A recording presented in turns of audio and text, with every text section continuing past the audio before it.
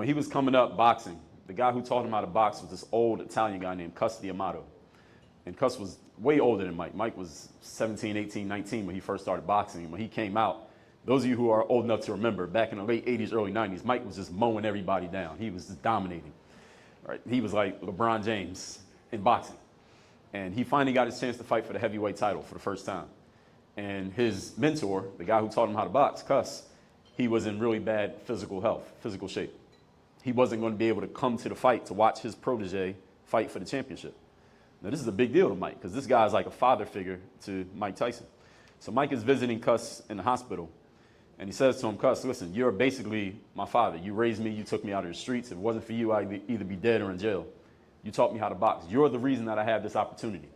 So if you can't come and watch me fight, I'm not fighting. They'll have to find somebody else to fight. I'm not fighting. I'm going to stay right here by this hospital bed with you. And Cus, he didn't have a lot of energy at this point, so he could barely speak, but he called Mike really close to him. And he called him Michael. He said, Michael, let me ask you a question. Do you know what a professional is? And Mike quickly answered. He said, yeah, of course, Cus. A professional is a person who gets paid to, and Cus cut him off. He said, no, Michael. Being a professional has nothing to do with money. A professional is someone who goes out and performs every single time, regardless of how he's feeling.